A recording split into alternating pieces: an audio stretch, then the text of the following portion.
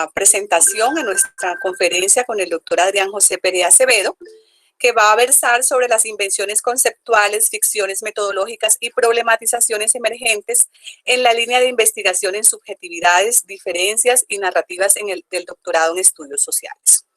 Es un gusto para nosotros en el Comité de Investigación de la Facultad de Ciencias y Educación tener el privilegio de contar con nuestros profesores, nuestros colegas y amigos que nos cuenten un poco de sus experiencias, sus reflexiones y de sus avances, ya sea en procesos de investigación o en proyectos de formación investigativa.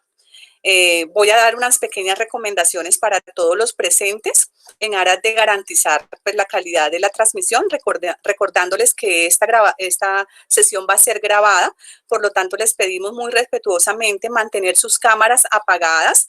La única persona que puede tener su cámara encendida es el doctor Adrián Serna, que nos va a estar acompañando hoy, y también va a haber un espacio al final de la sesión para preguntas, a no ser que nuestro compañero quisiera que las preguntas se formularan en el transcurso de su presentación. Yo sugiero que se haga al final. Para este propósito, al final de la sesión, ustedes pueden ir consignando sus preguntas, inquietudes, comentarios o sugerencias en el chat.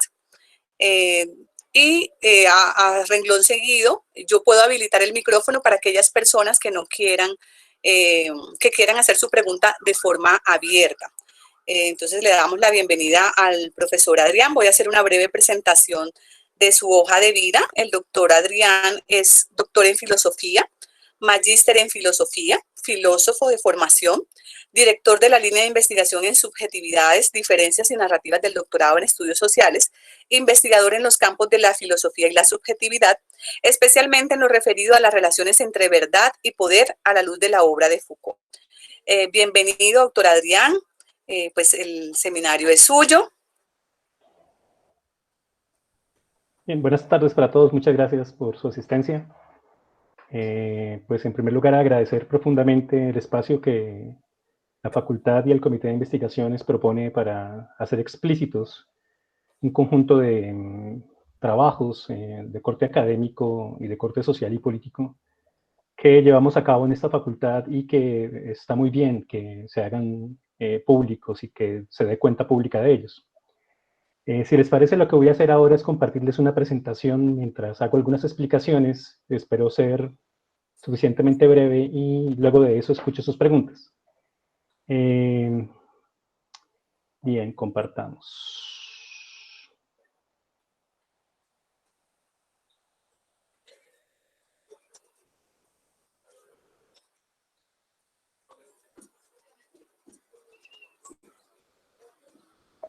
Bien. ¿Podría alguien confirmarme que en efecto está presentándose? Estamos viendo tu pantalla. Muy bien. Bien, el doctor Adrián Serna es mi compañero de trabajo en el doctorado en estudios sociales y es el director de la línea de memoria. Yo siempre tengo esa confusión con los dos Adrianes, así que Es muy común que eso pase. Es muy común que cometa ese lapsus, pero yo sé con quién estoy hablando, así que no te preocupes, que tú eres mi Foucaultiano más querido de la facultad. Bien, muchas gracias. Pero es muy común que pues, ese nombre se cruce ahí. Sin embargo, pues como aparece pues, Adrián Perea, y como ya se señaló, mi trabajo en el doctorado en estudios sociales es dirigir esa línea de investigación.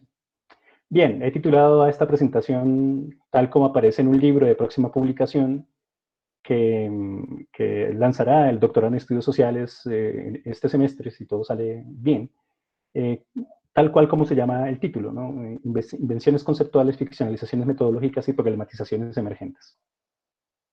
Tal vez en la primera parte lo que voy a hacer es explicar en qué consiste, por qué razón, es decir, esos elementos y luego de eso desencadenarlo en lo que implicaría las cuestiones metodológicas que propone el doctorado. Bien, en primer lugar, un punto de partida institucional. Ese punto de partida institucional tiene que ver con el hecho de advertir que los elementos que se socializan en esta presentación son el resultado del trabajo realizado en el año sabático, dado por esa resolución por el Consejo Académico de la Universidad Distrital, cuyo objetivo fue el de sistematizar los avances y desarrollos de una serie discursiva, que es el soporte del doctorado en estudios sociales, crítica, ficción, experimentación, que se plantea en todos sus documentos como punto de partida, ¿no? El doctorado en estudios sociales tiene dos series discursivas básicas. La primera es la relación vida, poder y cultura, desde nuestra perspectiva y desde que el doctorado surge de la maestría en investigación social interdisciplinaria, fue justamente esa primera relación fundamental, si quieren decirlo así, no en el sentido de que sea lo único que hay, sino del soporte básico de la construcción de una alternativa. Esa relación compleja entre la vida, el poder y la cultura. En un momento como este se hace eso patente, sin embargo, eso siempre ha estado ahí, ¿no? La relación vida, poder, cultura es esa relación compleja desde la que parten todas las problematizaciones de las que nos ocupamos, en todas las líneas de investigación. Del mismo modo lo que ocurre con la relación crítica, ficción, experimentación, en tanto reconocemos que el doctorado se ocupa, por una parte, de estudiar diferentes versiones de lo crítico, pero por el otro lado, de producir su propia alternativa crítica que reconoce que esos aspectos críticos se vinculan con posibilidades ficcionales, en tanto que no hay una verdad absoluta o definitiva, sino que reconocemos que toda verdad es creación, especialmente una verdad de orden social, ha sido creada por unos sujetos en un momento histórico específico por unas razones precisas, y experimental porque es posible que esa interacción entre crítica y ficción dé cuenta de la posibilidad de llevar a cabo ciertos ejercicios respecto de nuestros modos de existencia, de nuestras formas de construir conocimiento científico y social, más allá de asumir que esa relación entre crítica y conocimiento hará posible por fin un marco utópico o la resolución de todos nuestros problemas sociales, es mejor decir que construimos una especie de laboratorio en el que experimentamos ciertos elementos, en las que ya sujetos sociales practican esos elementos, ya en este momento, aquí y ahora, en este presente, hay sujetos sociales, colectivos, comunitarios, pero también específicos e individuales, en los que se pone en experimentación un cierto modo de ser, pensar, actuar, etcétera, eh, distinto de lo que esta interacción entre capitalismo y democracia nos exige. Así que, en primer lugar, lo que llamarías con Foucault el emplazamiento estratégico del sujeto, es necesario dar cuenta de la ubicación institucional de esta presentación. Pero hay una superficie estratégica de este informe, es decir, no se trata del hecho de hacer público este elemento, cuestión que está muy bien, como ya dije desde el principio, sino que habría que reconocer que hay una tarea estratégica en este ejercicio de hacerlo público, ¿no? Este ejercicio de sistematización tendría entre sus posibilidades estratégicas, por una parte, comprender mejor los procesos de producción de nuevo conocimiento en el doctorado de estudios sociales. Pues al fin y al cabo eso es un doctorado, ¿no? Un programa académico que tiene por objeto producir conocimiento nuevo. Así como los alcances de sus propuestas creativas en los órdenes epistemológico, metodológico y político. En el sentido en que la creación de nuevo conocimiento es necesariamente una cuestión epistemológica, hace emerger un conocimiento que no estaba presente sobre una situación específica de una manera precisa, desde una interacción metodológica que también puede ser nueva, que incluso casi siempre acompaña esa producción de conocimiento nuevo, pero que tiene consecuencias políticas. Es decir, su trabajo no es únicamente una conexión con el nuevo conocimiento, sino que tiene una relación directa con lo que implica nuestra posición como universidad pública, que ahora ofrece ese ejercicio de conocimiento como herramienta para comprender unas realidades sociales y desde ahí plantear unas alternativas de solución y unas maneras de entender la situación en la que estamos inmersos. Ahora, ese ejercicio de sistematización, ¿no?, acerca de esos procesos se da a través de un trabajo de autorreflexión. Y esa noción de autorreflexión es compleja porque, por un lado, daría la sensación que se trata exclusivamente de un cierto pensamiento, de un cierto considerarse a sí mismo un poco, cuando esa noción de reflexión termina siendo más fuerte si reconocemos que es un modo de volver sobre nosotros para dar cuenta de cómo terminamos siendo esto que somos. Ahora, ese proceso autorreflexivo en las instituciones de educación superior, pero también en cualquier otra, son impulsados por dispositivos con propósitos de evaluación. Es conocido que la autoevaluación es un proceso autorreflexivo, ¿no?, de una institución social, especialmente de carácter educativo.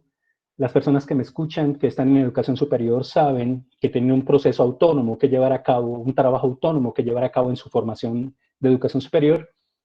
Y ese ejercicio autónomo se autoevalúa, es decir, el propósito del trabajo autónomo no es entregárselo al profesor para que vea que yo hice algo, sino especialmente construir un trabajo conmigo mismo en el que tengo cierto contacto con el conocimiento y desde el cual llego a ciertas conclusiones. Pero esa autorreflexión es paradójica. Y por esa razón se trata de la línea de subjetividad, diferencias y narrativas. Porque en el doctorado hacemos este trabajo autorreflexivo, pero estamos cuestionando lo que entendemos por reflexividad, fíjense ustedes, ¿no? Ahora bien, esa autorreflexión es susceptible de manera simultánea, incluso paradójicamente, de encuadrarse, ojo, tanto en la configuración de una contramemoria como bitácora del despliegue de alternativas de resistencia, es decir, un, un esquema de producción de conocimiento, de elementos de alternativa, de crítica, de planteamientos de resistencia, hace un análisis de su propio devenir para construir una bitácora de los modos como ha resistido, cómo ha enfrentado ciertos elementos, cómo ha alcanzado ciertas posibilidades. Pero al mismo tiempo, es susceptible de ser considerado ese ejercicio de sistematización como una acumulación de experiencia innovadora con propósito de acreditación institucional. Dado que no estamos aquí para decir que una cosa es mala y la otra buena, sino mejor, para decir que al mismo tiempo se dan esos elementos, entonces queremos señalar que este ejercicio, por una parte, es un trabajo de autorreflexión que explicita lo que el doctorado y la línea ha conseguido, y lo hace, por una parte, para tener una bitácora de eso que hemos construido, y al mismo tiempo para ofrecer ese elemento como herramienta de evaluación en criterios de calidad institucional que propone el Ministerio de Educación. No sé, Pilar, si hasta ahí vamos bien. ¿Estamos escuchando? ¿Todo bien? Estamos escuchando perfectamente, vamos muy bien. Muy bien, listo. Así que está ese aspecto estratégico, ¿no? ¿Por qué? Porque podría pasar que alguien dijera, oye, no es una contradicción en todos los términos que el doctorado en estudios sociales de la Universidad Distrital, que ha propuesto unas invenciones conceptuales, incluyendo la competencia contra la competencia, sistematice ahora su propio devenir, su propia experiencia, para ser ahora capturado en esa relación extraña de evaluación? Pues respuesta, eso pasa porque el dispositivo funciona, pero por el otro lado estamos haciendo un ejercicio en el que recogemos como bitácora un cierto devenir, que ya no es únicamente un análisis desde los criterios de evaluación que impone un dispositivo evaluativo, sino mejor, una manera como damos cuenta de un trasegar, de un pasar, de un ocurrir, de un evento que ubicó la serie discursiva Crítica, Ficción, Experimentación como centro de el análisis y de la construcción de nuevo conocimiento que propone el doctorado. Así que por un lado es simultáneo y por el otro paradójico, y hay que reconocer que eso es así, que eso funciona de esa manera. Ahora bien, la apuesta crítica implica que, conociendo por anticipado el esfuerzo puesto en convertir la creatividad en innovación, que es propio de la interacción capitalismo-democracia que gobierna actualmente nuestras vidas, es decir, no es lo mismo decir creatividad a decir innovación. La innovación es un concepto que aparece en un dispositivo institucional de evaluación educativa o de producción empresarial, que termina asumiendo que, sin importar en dónde estemos ubicados, siempre somos empresarios de nosotros mismos y debemos innovar como manera de garantizar por competencia nuestro salario o el acceso a unos privilegios. La innovación no puede capturar completamente la creatividad por más que trate, por más que el sistema de interacción capitalismo-democracia quiera tomar todo ejercicio creativo y convertirlo en innovación, especialmente en la institución escolar y en la empresa. Bueno, suponiendo que en este momento histórico exista alguna diferencia entre una institución escolar y una empresa, ¿no? Tal como Foucault señala en sus análisis biopolíticos del 79.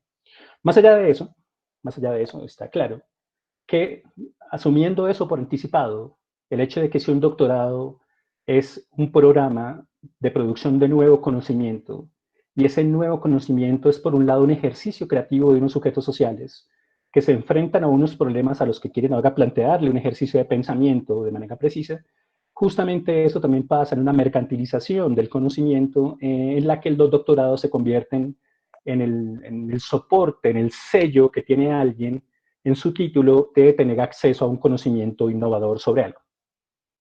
Ahora bien, dado que sabemos eso, ¿no? Entonces nos ubicamos en tanto que programa académico en el orden de una apuesta política, que es el límite del límite. ¿Ven? Nos ubicamos en el límite del límite y no ni afuera ni adentro, porque pues en términos de resistencia no tendría sentido. No podemos impactar algo si nos suponemos afuera de toda producción social y de captura capitalista. y tampoco podemos hacerlo demasiado adentro, porque entonces estaríamos siendo de alguna manera cooperadores de esa forma de captura. Nos ubicamos en el límite del límite para poner en práctica, para actualizar, si ustedes quieren, esa actitud crítica, ¿no? En la que se hace carne la pregunta por cómo terminamos siendo lo que somos. Es decir, estamos diciendo que el doctorado, al hacer este ejercicio, no solamente lleva a cabo esas indicaciones que le propone un sistema de evaluación que lo captura, sino que también se organiza en torno a la visibilización pública del hecho de que hemos asumido una perspectiva política en la que la actitud crítica tiene propósitos, esfuerzos, trabajos objetivos de producción de nuevo conocimiento en el orden de problemas sociales precisos. Esa superficie estratégica, estar ubicado en el límite del límite, ¿no? Implica la configuración de campos posibilidad, de campos de posibilidad, de la aparición de otras maneras de lo posible, de otros modos de existencia. ¿Y qué es eso? Pues otra manera de ser profesor, otra manera de ser investigador, otra manera de ser estudiante, otra manera de ser un actor social que se interroga acerca de las relaciones complejas entre la vida, el poder y la cultura que se dan cuenta en este momento histórico tan complejo en el que el país del Sagrado Corazón de Jesús se ve inmerso en unas amenazas constantes y sistemáticas a la vida, no solamente de nuestros compañeros indígenas y afros y LGTBIs y líderes sociales y lideresas y mujeres, sino especialmente del hecho de que la vida misma en este momento está en un tremendo riesgo en Colombia en términos de la relación con el medio ambiente, etc. Y cómo esos saberes y esas prácticas que emergen aquí y ahora hacen viable por experimentación esas otras maneras de existencia.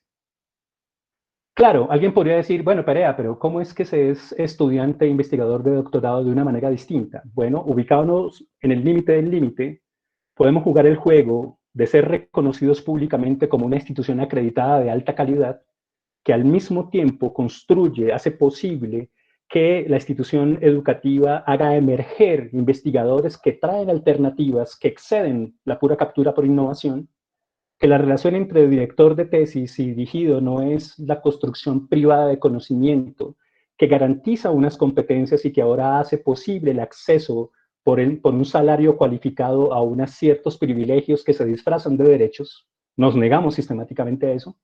Y al poder hacer ese análisis crítico, adoptamos en nosotros mismos la posibilidad de construir un conocimiento nuevo en tanto que actor social.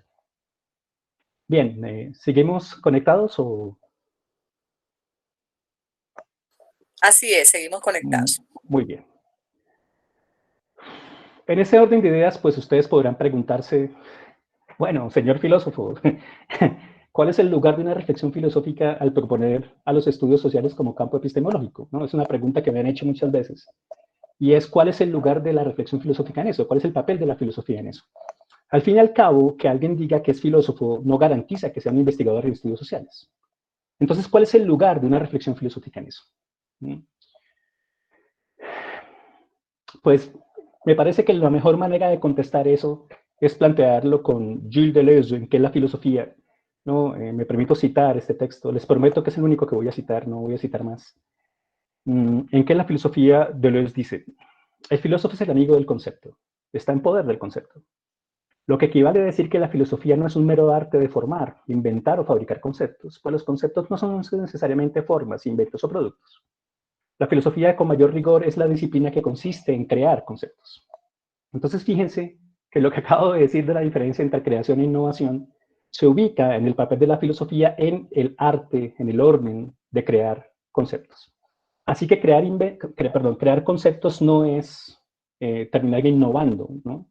Y pareciera una contradicción inicial que digamos invención conceptual aquí, cuando Deleuze está diciendo que el problema es la creación de conceptos.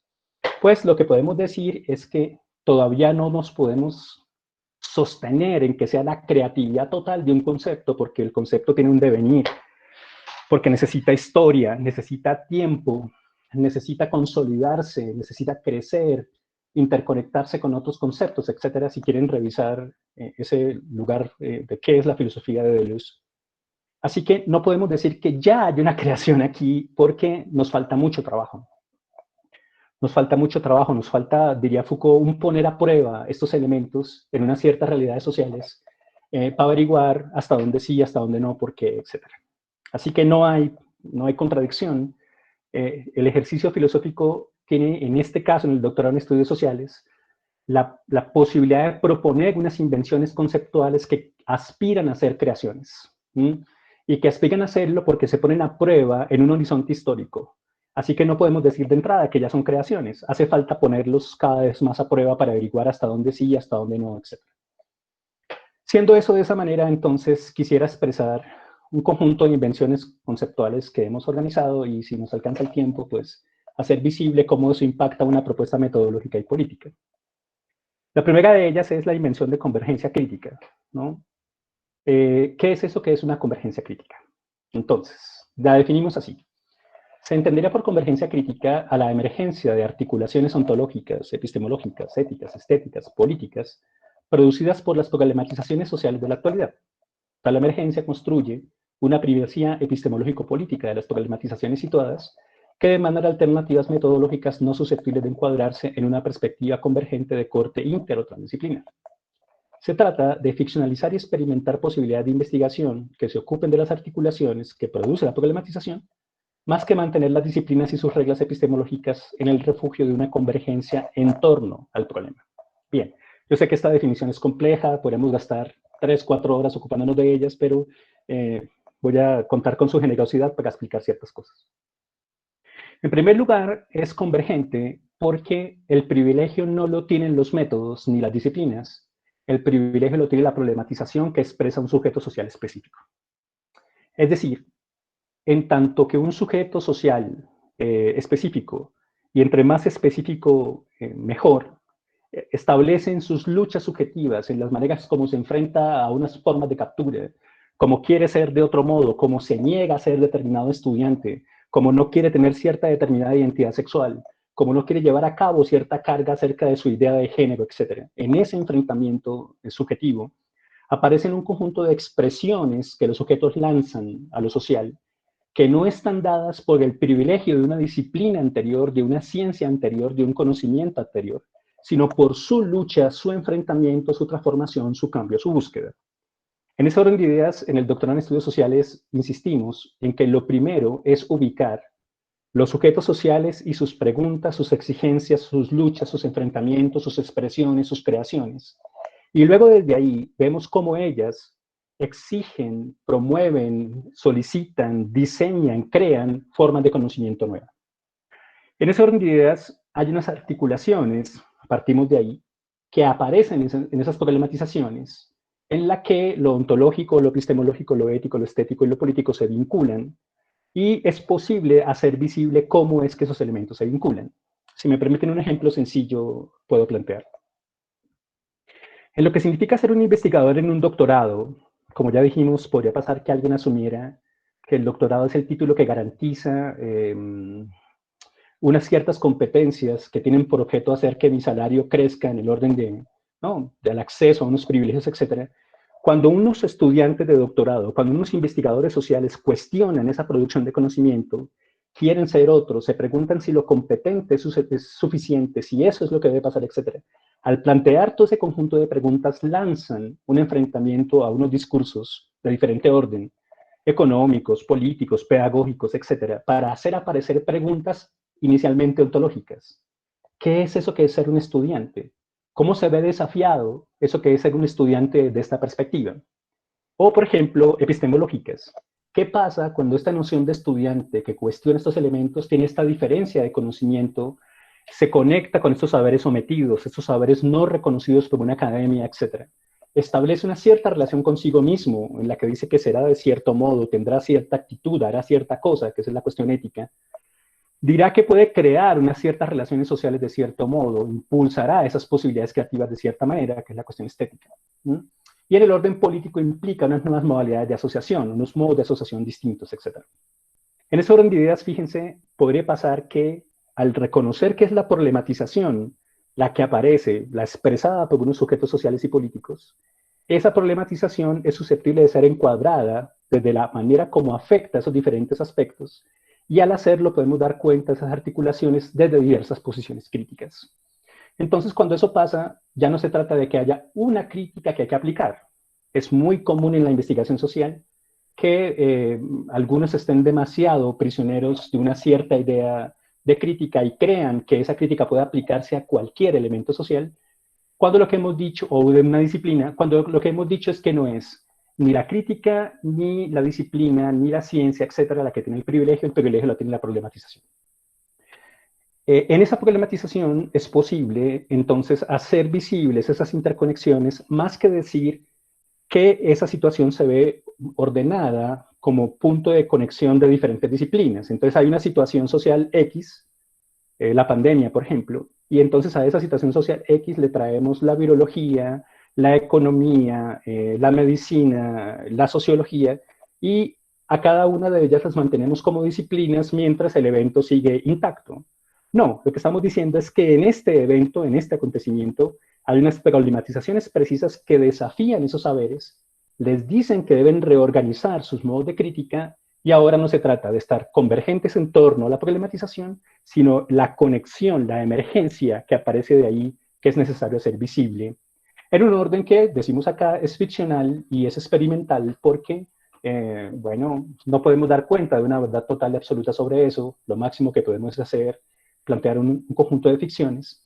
Y tampoco podemos dar cuenta de la resistencia definitiva, del modo absoluto de resolverlo todo, de la emancipación total, de la utopía plena. No, lo máximo que podemos hacer es dar cuenta de unas experimentaciones que hacen posible otras maneras de existencia.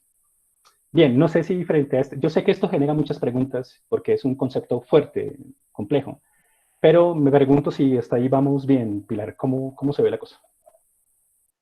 Sí, vamos bien, Adrián. Bien. Al final tendrás muchas preguntas al respecto. Sí, sí, habrá muchas preguntas. Sí, se trata de asumir esos elementos básicos, ¿no? Primero, el doctorado no asume que lo fundamental sean unas disciplinas o unas ciencias, ni siquiera unos modos de crítica básicos. Asume que esas problematizaciones sociales están de primero. ¿Mm? Piensen en las luchas de las mujeres hoy respecto no solamente frente al feminicidio, sino lo que implica la pregunta misma por ser mujer, la relación compleja con el patriarcado, los modos de captura, las formas de resistencia. Pero piensen también en la cuestión del líder indígena, del líder comunitario. Piensen en el protector del páramo. Piensen en lo que significa ser profesor de matemática y querer impulsar una cierta alternativa crítica, ya no para enseñar las tablas de multiplicar, sino para usar la matemática como herramienta social de crítica, etc. Todas esas son problematizaciones específicas, ninguna de ellas es la misma, que hacen sujetos precisos acerca de qué son, cómo terminando eso siendo eso que son, qué saberes participan, qué actitudes éticas se les piden, qué valoraciones, qué modalidades de asociación están ahí, pero al mismo tiempo cuáles aparecen, ¿no? Un ejemplo más sencillo podría ser el papero, que aparece como sujeto social en un momento determinado. Recuerden que ese sujeto aparece en un momento histórico. Y si recuerdan, en muchos sentidos la noción de papero fue utilizada como denigración, como elemento denigrante de un sujeto, y en un momento histórico preciso, en el paro agrario, el papero se levanta en toda su dignidad, ¿no? De cuál es la dignidad agraria, y se levanta en su dignidad como sujeto político para cuestionar un conjunto de elementos en su idea de lo que implica ser papero. Ahora, ahí no va ni la sociología aparte, ni la hermenéutica aparte, ni el marxismo a un lado. No, lo que hay es una problematización de un sujeto social que cuestiona unos elementos y que desde nuestra perspectiva hace aparecer nuevas formas de ser, pensar, actuar, etc. Así que hay una primacía epistemológico-política. ¿Por qué? Porque hay un sujeto social que está cuestionando lo político y lo está haciendo desde un cierto saber. Bien, puede ser un saber sometido, puede ser un saber que no necesariamente es asumido por la academia o por ciertos elementos ilustrados, pero eso no le quita un ápice al hecho de que hay un cierto saber sobre ese trabajo político. Y al mismo tiempo queremos saber sobre eso, que ese es el problema fundamental de la investigación social. Es decir, queremos construir un saber sobre eso que está ocurriendo. Pero construir ese saber no pasa por el hecho de aplicar las reglas de una disciplina o de ordenar unas disciplinas, ¿no? En la cuestión interdisciplinaria en torno a un problema, sino reconocer que es el problema, la problematización que un sujeto social hace la que está de primero y genera todos esos elementos. Bien, de todas maneras puedo señalar que pues, estos elementos van a aparecer publicados en el libro que les señalé, y hay algunos avances sobre esto en publicaciones que el doctorado en estudios sociales ha hecho disponibles, especialmente en la biblioteca Claxo, ¿no? Con el que tenemos una sociedad que nos permite poner nuestros libros en PDF en esa biblioteca, así que si quieren buscarlo con mucho gusto. Bien. Al mismo tiempo, las clases del doctorado en estudios sociales están disponibles en Multimedia Des. Usted ubica Multimedia Des y ahí aparece en YouTube. Y elementos más precisos de la línea de investigación que tienen que ver con mi trabajo como investigador aparecen ¿cómo se dice eso? La plataforma YouTube con el nombre de Adrián José Pérez Acevedo. Usted pone Adrián José Pérez Acevedo y ahí aparecen mis clases de pregrado, especialización, maestría y doctorado que realizo en la Universidad de Distrito. Muy bien. Así que esa sería la primera invención. Insisto, estos conceptos todavía no son creación en el sentido fuerte del término. Quieren ser eso, pero se proponen como inventos iniciales para averiguar hasta dónde sí, hasta dónde no, por qué razones, etc. Bien, invención 2, la noción de competencia. Dediqué una publicación a esto que está disponible en los textos de Claxo que le digo, pero bueno, la noción de competencia se enfrenta a esa noción de competencia desde elementos ontológicos fuertes, ¿no? Hay demasiada posición filosófica detrás de eso, pero podemos sintetizar del siguiente modo. Si el problema es la potencia, no en el sentido aristotélico de que algo antecede a algo para que sea posible, sino que lo que es posible porque hay una potencia operándose, eso es lo que entiende Spinoza por potencia, y lo que entiende Gilles Deleuze por agenciamiento, hay una potencia dándose, haciéndose, concretándose, si quieren llamarlo así. Esa potencia es, por un lado, susceptible de componerse con otras potencias. Spinoza, en la ética demostrada según el orden geométrico, en la cuestión del cuerpo compuesto, una potencia siempre puede componerse con otra potencia para ser más potente. Claro, también puede pasar que esa potencia se componga con otra para que la destruya, claro que sí. Pero es posible vincular la potencia A a la potencia B. Ahora, cuando la potencia A y la potencia B se vinculan, se componen para configurar un cierto cuerpo compuesto, no está la potencia AB, aparece la potencia C, la potencia Z, otra cosa. Así que la composición de potencias es la primera idea de eso que llamamos competencia. Pero esa composición de potencia la planteamos en contra de la competencia, que insiste en que hay un saber hacer que tiene por objeto servir como soporte de una productividad económica de innovación que garantizará un salario que se da en torno ya a las horas de trabajo, como el análisis que Marx hace sobre el problema del salario, sino en torno a las habilidades y competencias que alguien tiene y que se reflejan en sus innovaciones productivas. Así que si revisan, pues es conocido que el sistema educativo colombiano está sostenido sobre esa noción de competencia. Se cree que es muy importante y que tiene mucha relevancia. En nuestros días hay un debate que incluso ya la Secretaría de Educación del Distrito asumió, en la que se enfrenta la noción de competencia que está aquí con, por ejemplo, la noción de capacidad en Nussbaum, ¿no? Aparecen otros problemas. El Banco Mundial en sus análisis hace visible que el problema ya no es ni siquiera ese, sino el problema de lo que tiene que ver con el desarrollo del pensamiento crítico, etc. Es decir, la noción de competencia se está convirtiendo en este momento en un punto de quiebre acerca de si es eso o no, porque el capitalismo está mutando, ya no es el mismo, ¿no? Especialmente en estos días. Ahora bien, cuando eso pasa, ¿no? Cuando aparece la noción de competencia, el doctorado en estudios sociales le lanza como desafío a esa noción de competencia la competencia. Como ya dije en el orden estratégico del primer momento de este ejercicio, no se trata de que no queremos ser competentes porque resulta que vamos a ser capturados. Sí, vamos a ser evaluados y tenemos que ser una institución de alta calidad para poder ofrecer esto como servicio público. Está en la Constitución. Pero eso no le quita un ápice al hecho de que ubicados en el límite del límite, le planteamos al Ministerio de Educación y a las personas que vienen a evaluar nuestro desempeño, no solamente el hecho de que somos competentes, sino que somos competentes. Aquí hay un impacto especialmente en la construcción de las tesis doctorales porque se articulan sujetos sociales, se articulan el trabajo de cooperación. No entendemos la tesis doctoral como un ejercicio privado entre director y dirigido, sino una participación compleja entre comunidades, elementos, etc. Saben que hay un problema serio con la tesis respecto del autor, de quién lo propuso, de quién es el director, el prestigio que está organizado en torno a eso, todo eso es comprensible. Pero en el fondo, una tesis doctoral es siempre un ejercicio compuesto, siempre es una composición de diferentes cuerpos, diferentes sujetos, ¿no? Que dicen diferentes cosas, proponen diferentes elementos y, por supuesto, la composición que el investigador hace con el marco social en el que está ubicado, con otros sujetos, etc. Bien, eso implica problemas en los diferentes órdenes que he señalado, ontología, epistemología, política, etc. En el documento del que les hablé, yo definí inicialmente esa competencia así. sí se ha creado una subjetividad empresaria de sí mismo, que Foucault analiza en 1979, en el nacimiento de la biopolítica. Toda la vida social deviene empresa y hay que ser competente en eso. Que coloniza la vida social entera podría ser enfrentada por un saber de la composición.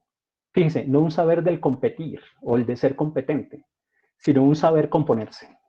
Es un asunto muy interesante porque, por ejemplo, en el análisis psicológico que se hace sobre la conformación de equipos y de liderazgos, se establecen las relaciones estratégicas para ser cada vez más productivos. Pero eso no es lo mismo que saber componerse. O mejor, es una versión muy barata, muy sencilla de la composición de potencias. ¿Ven? ¿Cómo formar sujetos sociales, estudiantes, investigadores, etcétera, que son capaces de construir un saber sobre su composición, sobre cómo se componen con otros, ¿no? Aquí hay un asunto interesante, porque también hay que saber descomponerse, es decir, también hay que decir, no con estos, no por estas razones, me desvinculo de estas conexiones, me conecto con estas otras, etcétera. Dado que va a ser importante en lo que viene más adelante, llamaré a esa cantidad de composiciones y de conexiones máquina, cuando lo es, ¿no? La máquina es un cuerpo compuesto que articula esas posibilidades de potencia y las hace circular. Eso está en Mil Mesetas, es bastante conocido. Ahora bien, ese saber de la composición participa como variable estratégica en la crítica de los fenómenos sociales, en el sentido de dar cuenta de la ontología del investigador como empresario de sí mismo. ¿Qué pasa si nos negamos en el doctorado en estudios sociales a proponer que el investigador es alguien que invierte en sí mismo tiempo, recursos, etcétera, para ser cada vez más competente, para tener mejor salario, etcétera? Ahora bien, nos enfrentamos eso desde lo competente para proponer nuevas verdades que soporten nuevas relaciones de poder, que produzcan a su vez una subjetividad que se ocupe de analizar la viabilidad de la composibilidad que emerge de la experimentación y la creatividad. ¿Cómo componerme con? ¿Hasta dónde? ¿Cómo hacer que la potencia de mi propio conocimiento, de mi propia acción, de mi propio ejercicio político pueda componerse con otros elementos? ¿Hasta dónde sí, hasta dónde no? ¿Por qué? ¿Cómo me intervinculo? Ahora, esa intervinculación no sería como en las cuestiones Habermas o con las cuestiones post-kantianas, derivadas del acuerdo y del consenso. Estamos en el otro lado de esa posición. Mejor se trata de hacer visible cómo el agenciamiento de la potencia de este sujeto social podría ser cada vez más potente si se conecta con este otro sujeto social de esta manera, por estas razones, de este modo. No se trata de la pura relación de recoger diferentes propuestas de resistencia y ubicarlas en un mismo sitio, no, ni de la pura alianza, aunque la alianza es fundamental en este ejercicio, sino de la vinculación potente de. Ser compotente es entonces construir las condiciones para la composibilidad de sujetos de conocimiento, de acción y de producción. Desde ejercicios de crítica, asumimos que no puede hacerse esto sin crítica de los fenómenos sociales para impulsar la creatividad de nuevas formas de ser, de asociarse y de producir. Esto es complejo porque esta competencia de manera paradójica nos hace cada vez más competentes. Es decir, la fuerza excesiva de la composición deja la competencia regada. Tanto así que el deseo que tiene el capitalismo, la máquina vampiro del capital que dice Marx y que señala Negri, querría alimentarse de esa potencia, succionar esa potencia para poder seguir funcionando. Pero queremos proponer un exceso de potencia que se daría en esas conexiones entre sujetos sociales por composición. Ahora, ese elemento de composición implica un cierto saber, es lo que estamos diciendo acá, y un cierto ponerse en acción, ¿no? Un cierto agenciarse, una cierta experimentación, un cierto vínculo que por un lado es difícil, pero por el otro lado es también estético, es creativo. Un esfuerzo por diseñar una antología a otra del sujeto ciudadano empresario pregunta, ¿cómo podemos ser, en tanto que estudiantes y profesores e investigadores de una universidad pública, algo distinto de un ciudadano empresario? Alguien diría, no se puede porque eso es lo que somos. ¿Quién sabe? ¿No? Hay devenires monstruosos, dice Claudia Piedrahita en su análisis en el doctorado, ¿no? Hay modalidades esquizoanalíticas, posibilidades otras de existencia que emergen, ¿no? Dirá el doctor Jorge Martínez. Alfonso Torres insistirá en que hay nuevas formas de comunidad que ya no se quedan prisioneras de esa idea de comunidad utópica planteada en un momento determinado, ni solamente son expresión de clase, especialmente hoy, cuando las comunidades virtuales aparecen por todas partes, etc.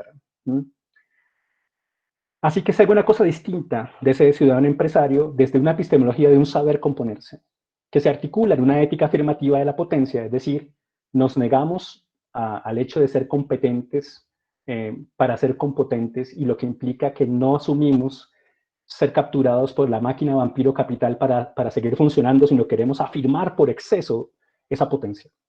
Es una experimentación que acecha la emergencia de una forma distinta de ser, de un devenir otro, de un devenir posible. Hay muchos ejemplos para esto, ¿no? Algunos son muy sencillos, porque las composiciones, los cuerpos compuestos pueden ser muy, muy sencillos. Otros mucho más complejos. Pero en nuestra experiencia durante el funcionamiento del doctorado entre 2016 y hoy, y frente a su creación desde la maestría en investigación social desde 2012 a 2016, aparece el hecho de que se compuso, se generó una composición, en el sentido musical si quieren, incluso una interconexión de líneas musicales diversas, o en el sentido geométrico de componer, han visto las composiciones de Mondrian, por ejemplo, en el sentido geométrico estético, en el que A se conecta con B desde una posición interesante, etcétera, para hacer aparecer un modo de existencia nuevo. Resumiendo, la competencia, la noción de competencia es un concepto ontológico que dice ser competente, certificación de competencia en, y esa ontología deriva de un ciudadano empresario de sí mismo que tiene competencias ciudadanas, etcétera, pero al mismo tiempo competencias empresariales para convertir su conocimiento en la fuente de su salario futuro, etcétera. Y esa ontología, epistemología, con consecuencias políticas, estéticas, etcétera, sería enfrentada por este saber componerse, este experimentar unas composiciones desde una cierta prudencia, dice Deleuze, una cierta capacidad en la que la composición no termine llevándonos a una máquina fascista o una línea de muerte.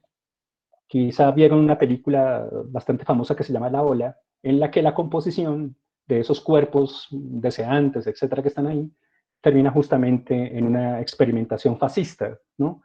Recuerden todos que no hay una garantía de que su experimentación sea la buena, comillas, o la adecuada, ¿no? Eso depende de un trabajo de crítica que es muy importante hacer. No sé si hasta acá estamos todavía escuchándonos. Así es, así es. Muy bien. Bien, les agradezco que soporten la complejidad de estas cosas, ya casi termino. Bien. La invención número 3 es la cuestión de los polígonos de inteligibilidad. Esta invención la propuse, bueno, las anteriores también se propusieron, las propuse yo y mis compañeros y todos elaboramos este ejercicio como elemento de composición, de composibilidad. Este polígono de inteligibilidad aparece, como es conocido, de la filosofía de Foucault, que habla de eso, pero jamás desarrolló qué es eso que es un polígono de inteligibilidad. Es decir, él dijo, bueno, es posible que haya diferentes caras de un problema y eso sea poliédrico, etc. En alguna entrevista lo hizo. Dado que mi primer trabajo, o que mi trabajo doctoral sobre la cuestión Foucault es justamente la cuestión del espacio, yo analicé cómo se configura un poliedro de inteligibilidad en la filosofía misma de Foucault. Ese texto está disponible, es bastante accesible. Y ese poliedro de inteligibilidad es una interacción de saber-poder, etc. Bien. Pero desde ahí se lanzó una propuesta en la que podía concebirse una cierta geometría ficcional, ¿no? Una máquina abstracta, que no por abstracta no existe, ojo, ¿no? Abstracto en Deleuze significa las composiciones que van más allá de los puros dispositivos, por decirlo así, ¿no? Ahora, una geometría ficcional, pueden imaginarse un cubo, si les parece, ¿no? Por eso, si se han dado cuenta, durante toda la presentación, ha estado el cubo de manera presente, de manera camuflada en la presentación. Un cubo tiene 8 vértices, tiene 6 caras, ¿no? Esos 8 vértices serían los 8 puntos que se señalan aquí. Las caras serían las relaciones que se dan. Es una abstracción, pero no por eso significa que no funcione. Ahora, una geometría ficcional que sirve como herramienta analítica de las reglas concretas de una problematización específica. Es decir, emerge un sujeto social específico y preciso que hace unos cuestionamientos específicos en un momento dado preciso, y esa especificidad y ubicación y determinación de contexto, etcétera, hace posible que desde ahí puedan revisarse estos 8 aspectos en la máquina abstracta, en la geometría ficcional que aparece aquí. ¿Qué serían los 8 siguientes infinitivos? Si han leído Mil Mesetas, recuerda que Deleuze insiste en que el verdadero tiempo verbal es el infinitivo, ¿no? Para evitar unas capturas ahí raras. Ser, la cuestión ontológica; saber, el problema epistemológico; poder, la cuestión política; actuar, el problema ético; crear, el elemento estético; producir, cultura y economía; relatar, la cuestión histórica; también puede ser narrar, eso depende de la perspectiva histórica que se tenga, hay un problema con eso; e investigar. Podría haber otros, ¿no? Por ejemplo, ¿qué pasa en el poliedro cuando el verbo enseñar aparece? ¿No? En el caso de la Facultad de Ciencias de Educación, etc. Bien, entonces se trata de que se imaginen ese cubo y que ahora traigan esos elementos que se dan en el cubo para dar cuenta de la especificidad de esas interacciones en una problematización precisa. ¿Mm? Por muy ficcional y muy geométrico que sea, esa máquina abstracta está rellena, repleta de elementos empíricos, de reglas concretas. ¿Ven? Así que, claro, ha pasado que dentro de las objeciones, especialmente del doctor Adrián Serna, del que hablábamos al principio, aparezca la idea de que esto es una cuestión puramente abstracta en el sentido filosófico, cuando de lo que se trata es de una máquina abstracta que se llena de los aspectos empíricos, precisos, históricos, específicos de una cierta problematización. Lo que significa que todos estos elementos se intervinculan en el hecho de que la problematización está primero. Esa problematización que hace un sujeto social de manera precisa. Pero cuando reconocemos esos elementos, entonces entendemos la convergencia crítica que se da ahí, reconocemos que es posible dar cuenta de la composición de potencias que se organiza como elemento analítico, pero también de la composición que podemos hacer nosotros como investigadores sociales junto a los sujetos que luchan, se enfrentan, etcétera, para construir conocimiento social, y desde ahí también podemos generar una máquina, un ejercicio analítico que no es puramente abstracto en el sentido de platónico, lejano o lleno de conceptos no útiles, sino mejor la especificidad de esas interacciones ser, saber, poder, etcétera, que se darían en esa problematización. Esto es muy claro cuando se ubica la problematización precisa y, pues bueno, si unas luchas hoy respecto de lo que es ser líder social aparecen, ¿no? ¿Quién es un líder social? ¿Qué discursos dicen quién es el líder social y quién no? ¿Qué diferencias hay entre la lideresa social y el líder social? No es lo mismo. Implican un problema ontológico. Hay mujeres en este momento diciendo que hay un tremendo problema con ser mujer y líder social al mismo tiempo, y que muchos aspectos de los feminicidios que están ocurriendo en Colombia también se vinculan con esos aspectos, etc. ¿Qué saberes sometidos están en el líder social? Yo he insistido en otros lugares acerca de los saberes de cuidado del territorio que están en este momento en disputa, porque, pues, al parecer, los únicos que saben cuidar son los que dicen cuidado y autocuidado, y no mis compañeros indígenas, sino mis compañeros afros o los esquemas LGTBI u otras formas de comunidad. Hay unos saberes sometidos ahí, unos saberes que se enfrentan y luchan, y que vale la pena ser visible en la especificidad del problema. No es lo mismo el saber de un esquema de resistencia LGTBIQ a un saber afro, etcétera, y que incluso se pueden interconectar y conectarse como máquinas compuestas. El asunto del poder, de organizaciones, de modalidades de asociación, etcétera, que se dan ahí, ¿no? ¿Qué significa ser parte de un combo de vampiros, de brujas, que cuestionan sistemáticamente lo que se llama humano, etcétera? En todo ese conjunto de cosas, cyborgs, ¿no? La cuestión del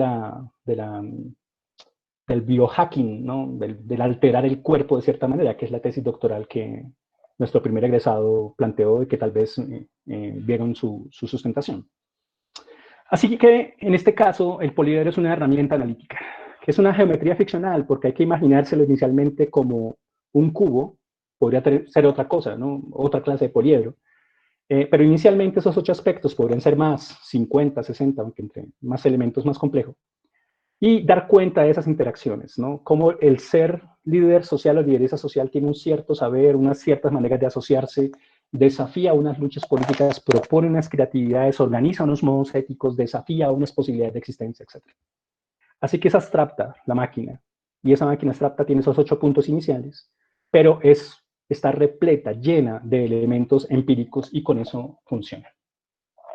Bien, para terminar entonces, el poliedro de inteligibilidad estaría organizado de esta manera. Voy a terminar aquí porque los aspectos metodológicos son mucho más complejos, ¿no? Ver en el fondo una muy buena pintura acerca de ese cubo extrañísimo que se organizaría ahí, que lo ven bidimensional, pero realmente es cuatridimensional, y si se fijan más podrían ver n dimensiones ahí. En este caso estarían esos 8 aspectos que se vincularían con un punto de partida preciso, y aquí voy a terminar, que es esta relación con el hecho de que los investigadores sociales del doctorado en estudios sociales damos una definición de un contexto como superficie estratégica en la que aparecen unas ciertas luchas por unos sujetos precisos.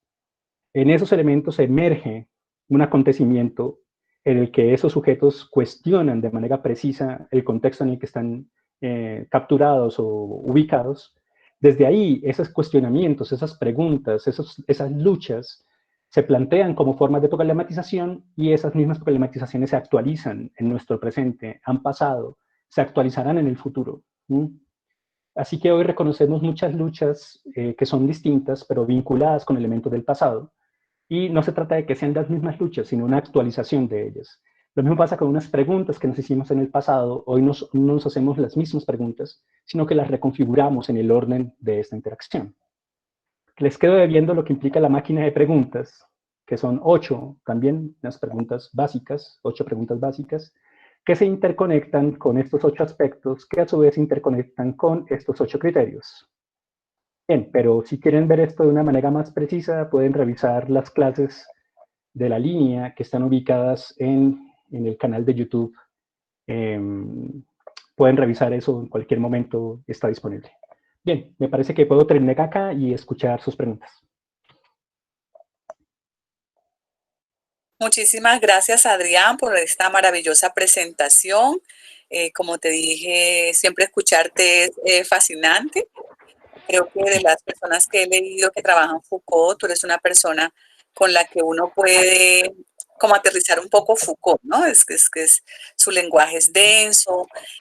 Me encantó la manera en la que durante la exposición nos ayudaste a comprender la conceptualización con ejemplos. Me parece maravilloso que de esta perspectiva de la formación de doctores en ciencias sociales y los investigadores en ciencias sociales nos permitan desde la filosofía aterrizar ciertos conceptos que son densos, ¿no? Para la mayoría que no tenemos formación en sentido estricto en filosofía. Y aquí quiero hacer como el primer encuadre para darle el paso a las personas aquí en el chat. Los invito a ir escribiendo sus preguntas si desean hacerlo de manera privada. Yo puedo prestarles mi voz para formular las preguntas directamente al doctor Adrián o les abro el micrófono en estos momentos a la persona que desee participar para que vayamos organizando los turnos de participación.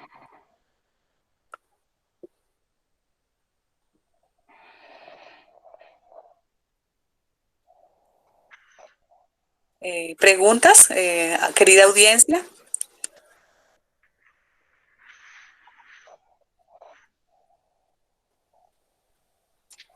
Parece que está tímida la audiencia en este momento, entonces vamos a empezar con un poco con mis preguntas que sirvan como abrebocas, un poco en el sentido de ir comprendiendo el lugar en el que se ubica el doctorado en Ciencias Sociales en la facultad. Cuando presentaste la diapositiva en la que hablabas de la superficie estratégica, allí mencionabas, Adrián, esta idea de producir conocimiento nuevo. Yo quisiera preguntarles, en esa ambición de producir conocimiento nuevo, hay unas críticas muy directas, digamos, a toda la producción de conocimiento en ciencias sociales y ciencias humanas, por lo que llaman en Colciencias una cuestión que les dicen la utilidad práctica de las investigaciones, ¿no? Entonces se prioriza mucho la investigación que soluciona un problema, que es observable, que cura una enfermedad, que mitiga la pobreza, pero la investigación que produce conocimiento nuevo en el nivel de los conceptos no se le da una misma valoración en el sentido de esa utilidad práctica. Entonces yo quisiera que tú, desde tu punto de vista, problematizaras esa cuestión de la utilidad práctica. Ok. Bueno, hay un asunto que implica un enfrentamiento de vieja data entre una versión especialmente anglosajona, la idea de ciencia dura versus ciencias sociales, etcétera, humanas, en las que las ciencias duras terminarían ganando porque su estatuto epistemológico es superior al de esas otras ciencias, etcétera, o se ocupa de, como diría alguna senadora en este país, de problemas reales, ¿no? De cosas importantes. A mí me da mucha risa porque justamente con la cuestión de la pandemia se hizo visible la cantidad de psicólogos y psicólogas que se necesitaban. Una ministra y una vicepresidenta acaban de decir que eso no era importante. Y al mismo tiempo, en lugar de las ciencias sociales y de los estudios sociales, hay una diferencia epistemológica entre estudios y ciencias, ¿no? No es lo mismo.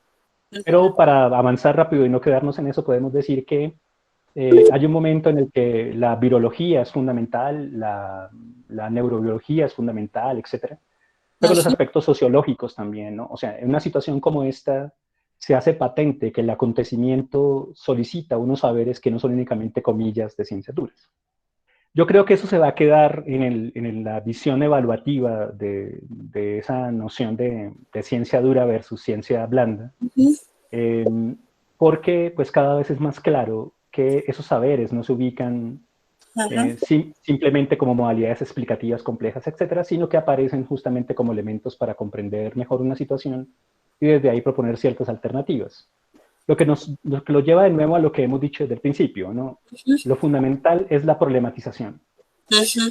Luego, si alguien nos dijera, ¿en qué sentido eso es práctico, útil? Pues lo primero que hacemos visible es cómo unos sujetos sociales Ujú. problematizan de manera precisa una situación, le hacen unos interrogantes a la política, a la escuela, a la sociedad productiva, etcétera, y cómo Ujú. desde ahí quieren plantear alternativas. Entonces, claro, es muy común que esa visión se establezca, pero también es muy efectivo que se haga visible como una situación social de problematización emerge. Ahora, una problematización no es una ausencia, estimados estudiantes investigadores. Ujú. Es decir, una ausencia de algo no es un problema de investigación, así que no Exacto. funcionaría. Tampoco es, ¿cómo decirlo?, un desafío que se mantiene en lo mismo de siempre. Como recuerdan todos, hay resistencias que son calculadas por un dispositivo. El Ujú. SMAT sabe que si hace unos ciertos disparos o echa ciertas cosas, pues la gente se va a rebotar y ellos están contando con eso, ¿no? Ujú. Así que recuerdo muy bien que en la Maca se desencadenaron formas de resistencia creativas que ya no agredían al policía porque Ujú. entendían que la agresión estaba descontada, ¿no? Sí, Entonces más bien querían formarlo, querían mostrarle un bloque poético para que se vinculara y se contagiara de ciertas cosas, etc. Por poner solamente unos ejemplos. Pero claro, en la mitad del paseo está esa cuestión de utilidad, de una cierta pragmática que es mentirosa, porque los problemas sociales no son únicamente aquellos que derivan de una reflexión de ciencias duras. ujú. Mejor unos objetos sociales en un momento preciso, por unas razones específicas que podemos entender, podemos lanzar, ¿no?, sobre la realidad disponible la necesidad de entender no unas ausencias, sino lo disponible, no Ujú. buscar unas salidas exteriores absolutas, sino cómo aquí y ahora en esta situación estratégica podemos desencadenar puntos de ataque, estrategias de ataque precisas para poder invertir, transformar, reelaborar esa situación de poder disponible. Entonces, eso, por ejemplo, es lo que ocurre con la competencia. Alguien nos dice, la competencia es obligatoria y nosotros nunca lo negamos. De hecho, Ujú. insistimos en que ser competente es mucho más poderoso que ser competente y lo probamos, es nuestro deseo todos los días, ¿no? Por poner algunos ejemplos, no es... No, me parece, mira, de las tres aristas que nos presentaste de este criterio, esta cuestión de la invención de la competencia, me parece poderosa y te felicito, ¿sabes? Ya te había escuchado en tus alusiones a Spinoza hablar de la potencia y me parece que es un entrada.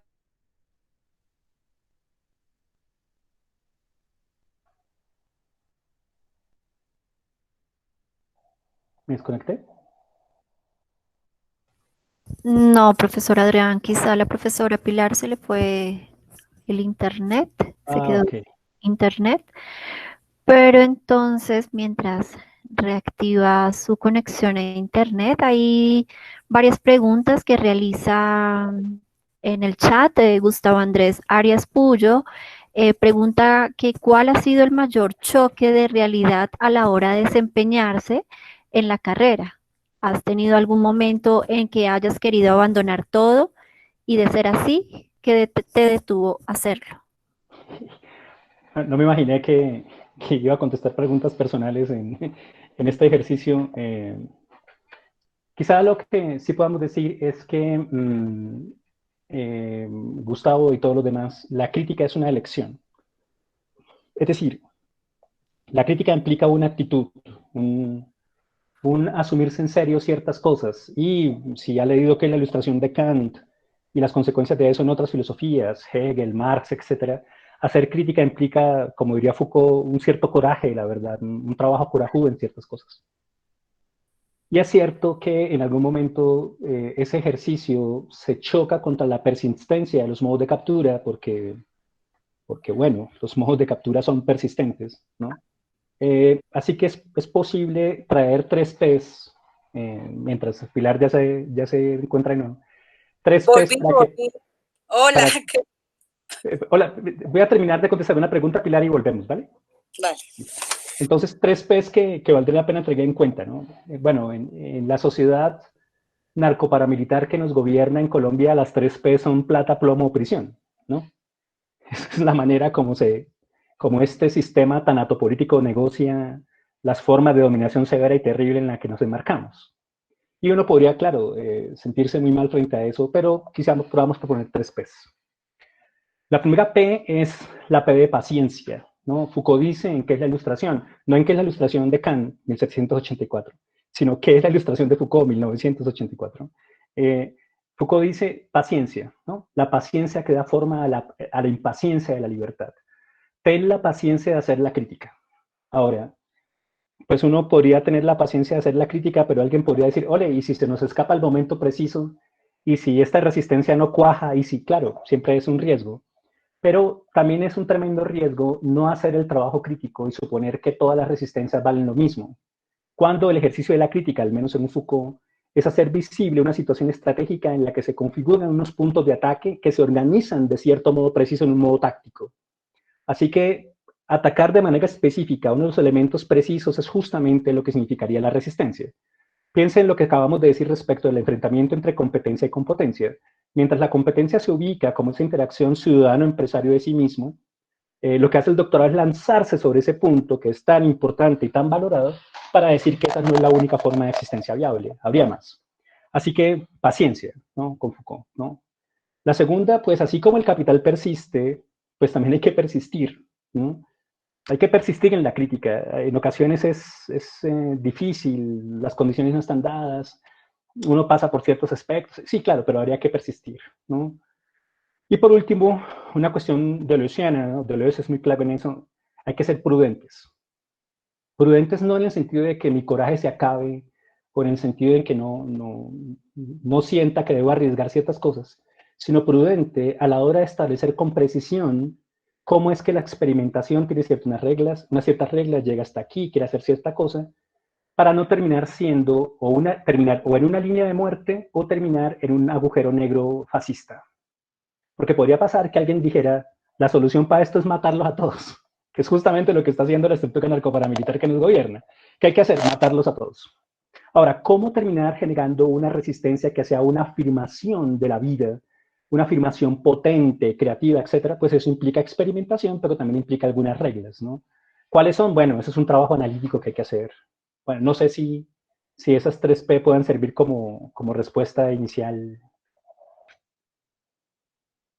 Bueno, casi Pilar, que podrías completar. No, qué pena, este internet de hoy me jugó esta mala pasada. Pues, pues te agradezco mucho la condescendencia que has tenido como para comprender este suceso del internet. Yo estaba comentando en el momento en que me falló la tecnología, que me parecía muy, muy útil esta invención de la competencia, ¿no?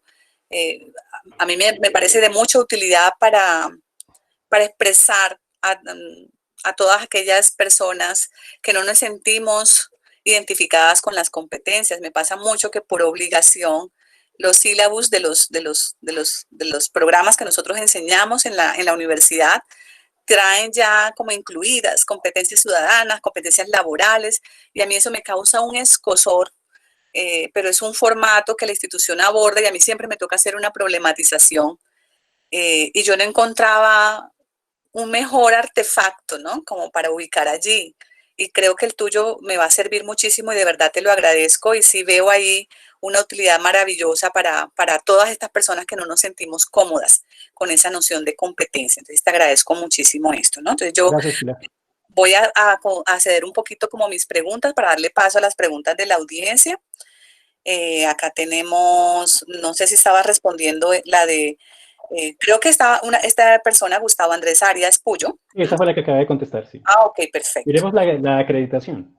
Veamos la de acreditación. Entonces nos preguntan que tú comentas la posición que tendría el doctorado frente a los requerimientos de acreditación señalados desde el ámbito ministerial. Me gustaría saber, conocer un poco más sobre este posicionamiento. Pues nos dio la impresión como que el doctorado también le está haciendo una resistencia a todas estas lógicas de evaluación desde el ministerio. ¿Cómo lo hacen? ¿Cómo lo logran? Bueno, pues en primer lugar no tenemos ningún problema en ser evaluados desde esos criterios. Es decir, no hay ningún problema por ser evaluados desde ahí. Porque desde nuestra idea de crítica, el trabajo de la resistencia no sería generar una pura oposición entre la evaluación del dispositivo y lo que nosotros hacemos. Es muy común una cierta idea según la cual resistir es enfrentarse, ¿no? Generar una polémica con, ¿no? En un texto muy interesante que se llama Poder, Política y Problematización, es una entrevista que le hizo Foucault en el 83, él hace una distinción entre polémica y problematización. Polémica es el hecho de que dos posiciones enfrentadas, incluso de orden dialéctico, se chocan para ver quién tiene la razón y quién no. Y lo que menos nos interesa es chocarnos contra el ministerio para decir si tienen razón o no. Mejor, le hacemos caso y lo hacemos bastante bien porque sabemos que estratégicamente hablando es muy importante que la universidad distrital, en tanto que universidad pública, y el doctorado, en tanto que programa de doctorado de una universidad pública que tiene una comprensión política de esa universidad pública y su papel, pues está claro que todos los programas académicos entendemos que tenemos un lugar político en la ciudad. Es decir, todos los programas de la universidad distrital saben que tienen un lugar político en eso. Pero no generamos la polémica, llevamos a cabo este elemento, pero al mismo tiempo, como dije, nos ubicamos en el límite del límite para hacer propuestas y para proponer la competencia como elemento de evaluación también. Así que trabajamos más, porque por un lado le decimos al ministerio, estas son las competencias, y al mismo tiempo le decimos, estas son las competencias, y estas competencias se manifiestan así, y se revisen así, y se reflexionan así. Ahora, una autorreflexión no tiene por qué ser una autoevaluación, y el dispositivo está claro, pero no necesariamente por eso se restringe la posibilidad creativa de enfrentar a esa noción de competencia, a esa noción de dispositivo, a esa noción de autoevaluación, etcétera, el hecho excesivo, creativo de la competencia y de otras invenciones conceptuales. Así que nosotros no tenemos ningún inconveniente con eso. Al contrario, nosotros cumplimos eso a cabalidad. Queremos ser un programa de acreditación institucional con muchísimo reconocimiento. Sabemos que eso es muy importante. Estratégicamente hablando tiene muchísimo sentido, especialmente de nuestra tarea política, es decir, no únicamente porque es bueno traer clientes. Nosotros no tenemos clientes, tenemos ciudadanos, estudiantes interesados en problemas precisos. La universidad distrital no tiene clientes, tiene ciudadanos o forma futuros ciudadanos, etc. Así que en ese orden de ideas no tenemos ningún inconveniente por ser evaluados desde ahí y queremos hacerlo muy bien y hacerlo en términos de excelencia. Pero a eso le asumimos, le ponemos, componemos con eso a modo de virus, si quieren llamar, recordar que el virus entra en la célula y la modifica como máquina mutante y mutable, dice Deleuze, esa relación entre poliedros de inteligibilidad, convergencias críticas, competencias y otras invenciones, las máquinas de preguntas, etc. Así que es eso, sí. Ok, perfecto, gracias. Bueno, también tenemos una pregunta de María Alejandra García Martínez y te pregunta por qué se tiene tan presente la lucha de los líderes y lideresas sociales, si te sientes identificado o ha sido algo que le genera un interés particular. Bueno, pues, o sea, otra vez voy a evitar el carácter personal de estas preguntas para decir que en este momento histórico la relación vida, poder, cultura en Colombia implica la emergencia de una tanatopolítica que gestiona de manera sistemática la muerte de líderes sociales. Han visto cómo en las noticias el sistema gubernamental se esfuerza en decir que no, que eso es culpa de los narcos, etc. Pero lo que realmente está pasando es, ahora sí hablo en términos de mi propia hipótesis, la hipótesis que he planteado en algo que llamo Gobierno del Cuidado, de Ecología del Cuidado, y que está disponible, fue la lección inaugural del doctorado este semestre. En ese problema se está insistiendo en que unos saberes del cuidado del territorio, unos saberes específicos de líderes sociales que saben cuidar una comunidad, que saben ocuparse de ella, que saben que la tierra no es únicamente, la madre diosa tierra no es únicamente una superficie donde se siembran cosas para volverse más ricos, para seguir compitiendo en este sistema de privilegios que se disfrazan de derechos, etcétera, bajo dominaciones terribles. No, sino que hay un ejercicio de comunidad, un vínculo. En esta tanatopolítica que está acá, la vida como tal en Colombia estaría amenazada por esa relación con los líderes sociales. ¿Cuál es nuestra tarea como ciudadanos? O sea, ni siquiera como estudiantes de la Universidad Distrital o como investigadores del doctorado, pues hacer visible eso. Ahora, ¿qué pasa cuando el doctorado en estudios sociales ve esa problematización y la expresa y se vincula con elementos en América Latina? Tenemos redes de investigación en América Latina, en África, en Europa, en Estados Unidos. Esas relaciones hacen visible interconexiones de mucha gente haciéndose preguntas acerca de qué pasa con la vida de los líderes sociales en Colombia. Pero no es la única vida que está amenazada, ¿no? La vida de las mujeres en el feminicidio, las cuestiones afrocolombianas, las cuestiones LGTBIQ, ¿no? Parece haber una tanatopolítica, una gestión de la muerte de ciertas maneras sociales para mantener esa estructura de dominación severa y terrible que dice que el único propósito de la madre tierra es llenarla de coca para poder hacer más ricos a unos y más pobres a otros. Es impresionante. Así que, claro, digamos que es una problematización importante y central en nuestro trabajo actual. Ok, bueno. También tenemos una pregunta de Diego Sebastián Medina. ¿Cuál es la posición del lenguaje en el poliedro de inteligibilidad? Pareciera que fuera más bien solo un medio para producir o construir sujetos, conocimientos, sociedades, etc. Bueno, quizá pueda decir que hay unos debates muy fuertes acerca de lo que ocurre con la cuestión de la crítica. Y puedo decirle esto. Uno, en cualquier posición crítica, la que usted quiera, antropológica, sociológica, lingüística, la que sea, el lenguaje siempre tiene un papel. Ahora, ¿cuál es el papel? Pues eso es distinto de acuerdo a diferentes posiciones críticas.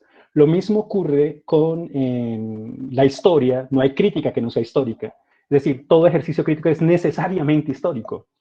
No hay crítica sin historia. Otro, no hay crítica sin criterios. Es decir, quien hace crítica ha construido unos criterios que le permiten analizar, etc. Así que, ¿cuál es el papel del lenguaje? Pues depende de cada consideración crítica. En el poliedro, en tanto que máquina abstracta, ella es una perspectiva. ¿Cuál es el lugar de cada posición en el poliedro? De cada aspecto, una perspectiva. Así que, si se han visto, permítanme un segundo, que esto tal vez se pueda explicar mejor así.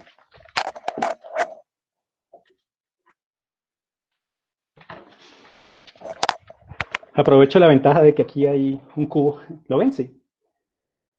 ¿Sí? Bien. Entonces, Sí, aprovecho perfecto, esta ventaja que está aquí para ubicar la máquina abstracta.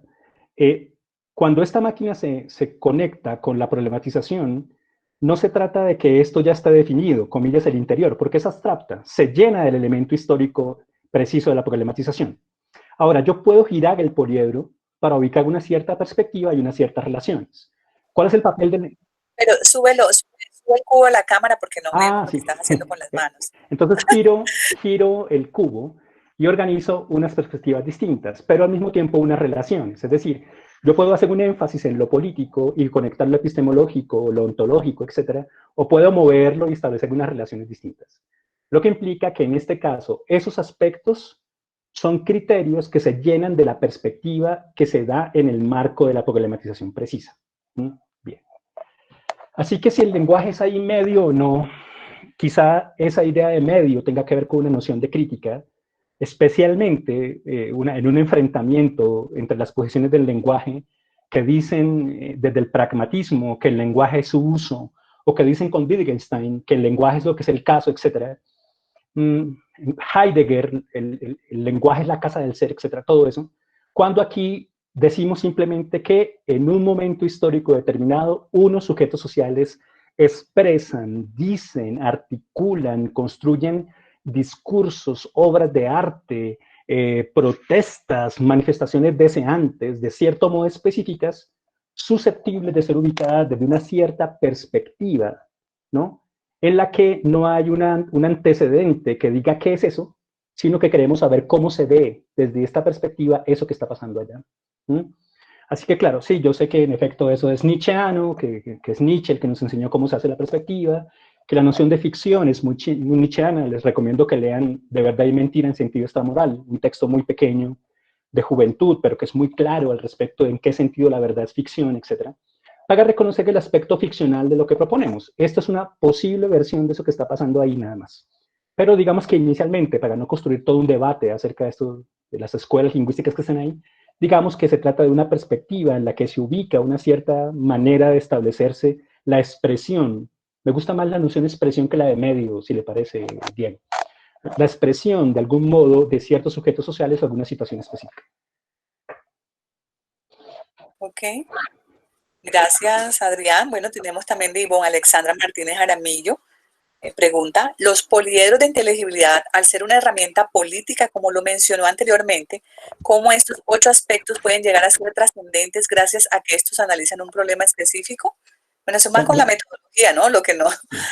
No estoy muy seguro de eso de trascendencia ahí.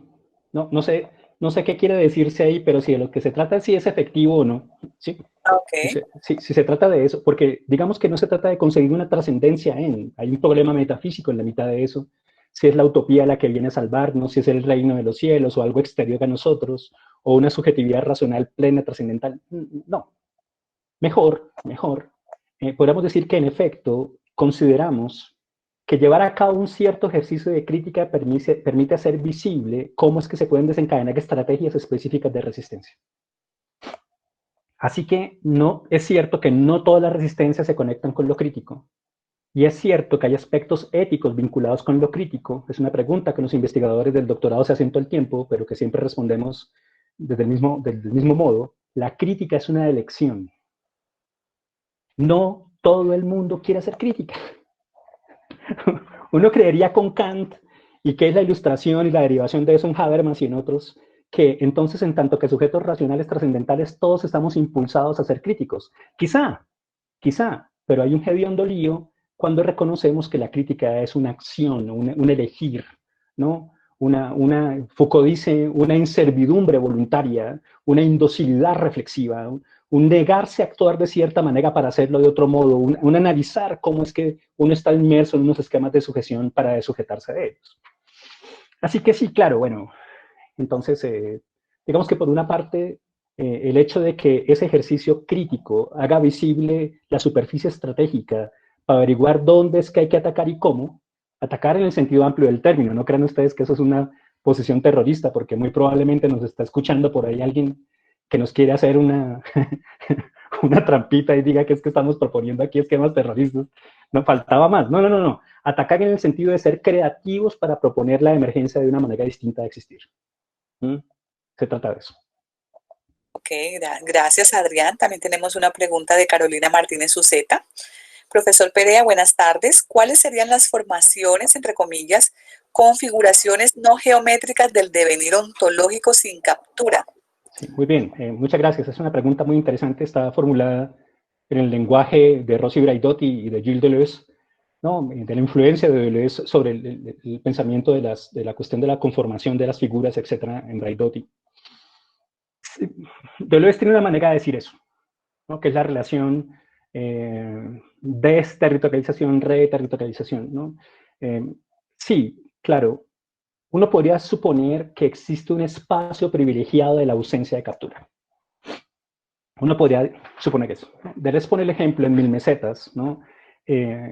Justamente en la cuestión de los devenires, ¿no? Devenir imperceptible, devenir animal, etc. Que una línea de fuga luce como cuando la bala de un cañón va transitando un cierto espacio y al mismo tiempo que va transitando ese espacio puede ver todo eso en lo que no está vinculado. Es decir, quien está en una línea de fuga es capaz, por contrastación, de ver la captura. Pero, eso no le garantiza a ninguna línea de fuga que no va a terminar siendo capturada. De hecho, es muy probable que pase. Es muy probable que al desencadenar una fuga para conseguir un nuevo territorio, un nuevo espacio de ser, una nueva manera de la potencia, justamente la emergencia de ese nuevo territorio sea buscada, ¿no? por una modalidad de dominación. Esa máquina de guerra quiere ser capturada por una forma estatal, porque esa manera de existencia es ahora necesitada de control, o lo que está pasando ahí es muy útil. Permítame ponerle un par de ejemplos. El EZLN se organiza en la cuestión de la democracia directa, organiza unos protocolos. Marcos dice subcomandante, porque el comandante es el pueblo, etc. Y esos protocolos de gestión política del EZLN son capturados y se usan hoy en Google para generar la máxima productividad de la empresa más productiva del planeta. Entonces, ¿qué pasó? Bueno, una línea de fuga que se salió de esa democracia convencional en la que estamos ubicados, etcétera, se rompe y va a otra parte y ahora a otra posición de interacción capitalismo-democracia, se nutre de esa resistencia y la mete de nuevo en una captura, etcétera. Por poner un solo ejemplo, hay millones de ejemplos. Así que lo genial es que la bala que va, o sea, la línea de fuga trazada, cuando mira la máquina de captura la reconoce. Y cuando vuelve a caer en la máquina, se hace la pregunta, la máquina de captura, no la máquina abstracta, sino la máquina de captura, puede hacerse la pregunta de si su viaje le permitió un devenir virus, en el sentido de que los nuevos deseos que consiguió pueden entrar y viralizar lo que está ahí para transformarlo, ¿no? Ahora, eso no siempre pasa. Fíjense que en La Ola, si recuerdan la película, la línea de fuga se dispara, pero deviene fascista y línea de muerte, y cuando cae, cae precisamente para endurecer la máquina de captura. O sea, se endurece. Ya no es el hecho de que la máquina cae y viraliza y transforma las formas de captura, las pone en riesgo, no, al contrario, las endurece. Entonces hay que tener cuidado con eso, ¿no? Ahora, ese elemento espacial en Deleuze es descrito como territorio, como cartografía, etc. Claro, yo estoy describiéndolo como geometría ficcional, hay razones para eso, profundas, que expresé en mi tesis doctoral, etc., pero que puedo decir de manera sencilla de este modo. La máquina abstracta puede enunciarse como una geometría ficcional cuando hay un dispositivo a la mano, es decir, un análisis geométrico, no geométrico en el sentido de Spinoza, ¿no? Sino una geometría ficcional que sirve como mecanismo analítico para dar cuenta de una problematización específica con propósito de resistencia. Lo que he querido decir es eso, ¿no? Que esa geometría está a la mano, que no se trata de interactuar, es posible hacerlo desde cartografías, desde antes, etcétera. Yo estoy proponiendo un análisis espacial desde estos 8 elementos que se configuran en el poliedro. Ahora, un poliedro puede tener muchas más caras, y puede tener más aristas, y puede tener más cosas, claro. Pero en este caso, esta máquina abstracta inicial tiene estas 8 vértices con estas 6 caras. Es puramente ficcional, puede tener millones. Ok, gracias, Adrián. También tenemos una pregunta de María Teresa Guerrero Cárdenas. Desde ese punto de vista geométrico, para llegar al cubo se debe empezar en la unidad. ¿Cuál es esa unidad? No necesariamente. No necesariamente hay que empezar en una unidad. Puede haber un régimen de dispersión. Pero se encuentran regularidades, se encuentran elementos intervinculantes. Foucault dice, construir como una ficción histórica esos elementos que están ahí, etc. Pero no diríamos que hay una causa inicial como este elemento nuclear y desde aquí se derivan esas cosas, ¿no? Le recomiendo, María Teresa, que lea qué es la crítica de Foucault, ¿no? 1978. Es un texto muy, muy importante en el que él hace visible eso. Ahora, en otros textos anteriores, en Nietzsche, La genealogía y la historia, Foucault ya había mostrado que no se trata del Ursprung, del origen único, sino del devenir de una cierta posibilidad. Así que no necesariamente hay unidad, quizá haya dispersión. Y el investigador tiene que ir a averiguar cómo en esa dispersión hay unas conexiones, unos vínculos, unas regularidades discursivas, unas estrategias, etc. Bueno, muchas gracias, Adrián. Parece que no hay más preguntas en el chat.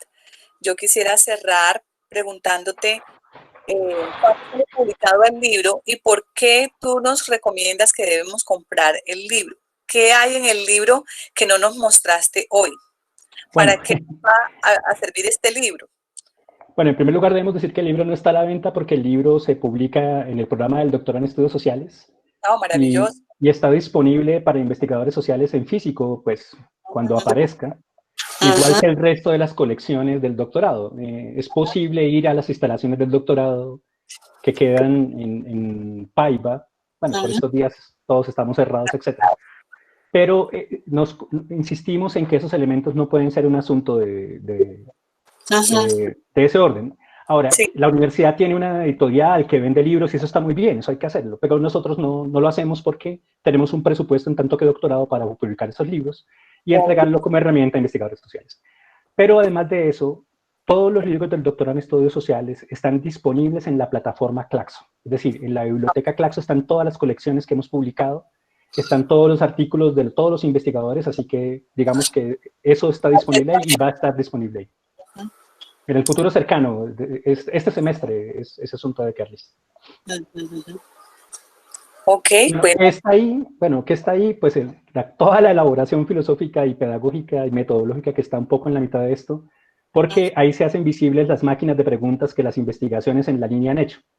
Es decir, cómo se construyen esas máquinas de preguntas, cómo se han hecho, a dónde han llegado, qué máquinas de preguntas y polieros de inteligibilidad desencadenan los investigadores de la línea, el doctor Jorge Martínez, la doctora Claudia Piedrahíta, el doctor Alfonso Torres, ¿no? Y en algunos momentos nos acompañaron otros profesores, pero digamos que eso está disponible ahí. Al mismo tiempo que unas problematizaciones emergentes, cierro con esto, es decir, algo que ni siquiera toqué aquí, pero que está disponible en otros elementos, que tiene que ver con una relación entre crítica, espiritualidad y vida que en este momento yo, Adrián Perea, investigo, ya no como filósofo, sino como investigador social, desde unas hipótesis que he planteado en eso que les dije, que aparece en la conferencia de la lección inaugural y que aparece en otros textos, ¿no? Va a salir dentro de poco un texto que se llama ¿Qué es lo dionisiaco?, que hace parte de una investigación que llevo a cabo acerca del enfrentamiento que tendrían las preguntas ¿qué es la ilustración de Kant y su impacto en la historia de Occidente? Versus la pregunta ¿qué es lo dionisiaco de Nietzsche? Y cómo hay unas posiciones críticas y espirituales ahí que se contraponen hoy, y desde mi posición, es mi idea, mi hipótesis, es lo dionisiaco lo que adquiere hoy más relevancia que esa parte de que es la crítica, de que es la ilustración, perdón. Bien, eso será lo que podría decir. Adrián, muchísimas gracias por la presentación. Tienes muchas felicitaciones y agradecimientos de la audiencia que te acompañó hoy en este 13avo sesión del Seminario Permanente de Investigación. Fue un placer escucharte, esa claridad tuya para presentar y manosear los conceptos y hacerlos asequibles a todos nosotros que no somos filósofos con formación estricta.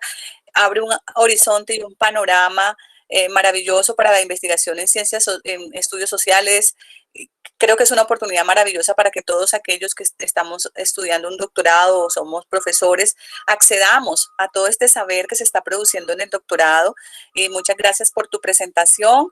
A todos los presentes, esta presentación queda grabada en el repositorio que nosotros tenemos en la página de nuestro Comité de Investigaciones de la Facultad de Ciencias y Educación, para que la puedan consultar, la puedan compartir, para que sea también de acceso abierto, como son todas las publicaciones del doctorado del DES, ¿no? Entonces, maravilloso, Adrián, muchísimas gracias por tu deferencia y tu compañía.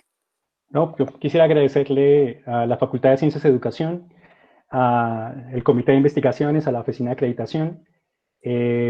Le agradezco a mi casa, que es la Licenciatura en Humanidades y Lengua Castellana, a los programas de posgrado que me han permitido experimentar y jugar con estas hipótesis y llevar a cabo estas posibilidades, la especialización en gerencia de proyectos educativos institucionales.